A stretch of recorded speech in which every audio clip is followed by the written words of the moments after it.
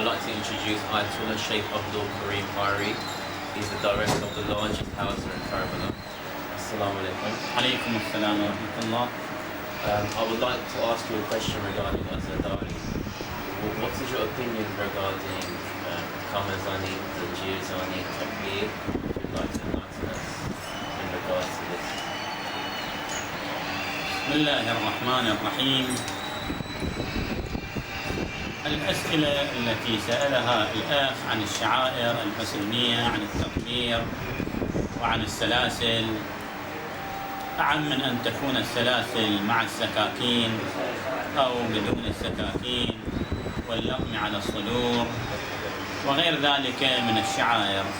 كل ما يحكي عاطفة كربلاء هو يفهم من عموم الأدلة أن الأئمة عليهم الصلاة والسلام أمضوا ذلك، سواء كانت الشعيرة شعيرة دماء أو كانت الشعيرة شعيرة لطم أو كانت الشعيرة شعائر أخرى.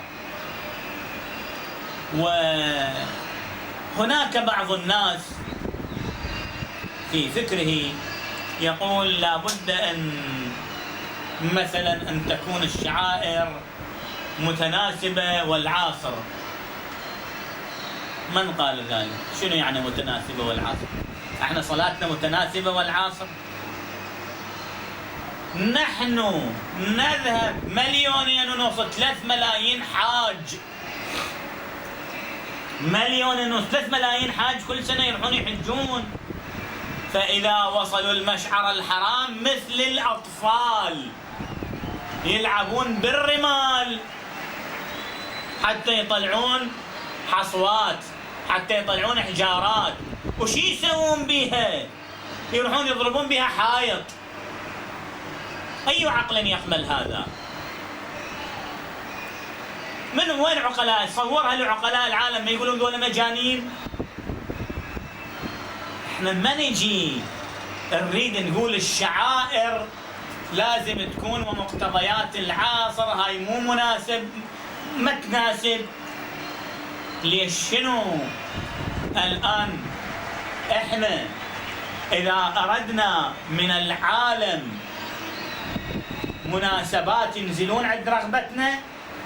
في عيد الحب قبل 5 أيام قتل 20 نفر قتل في عيد الحب، وفي الشعائر الحسينية 1 ما يقتل. زين، ينزلون عند رغبتنا؟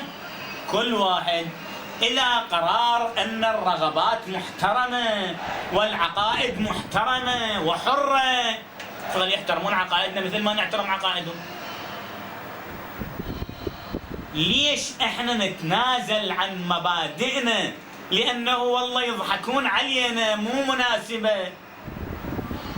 انت ما تريد تتطبر لا تتطبر، ما تريد تدق على صدرك على راسك لا تدق.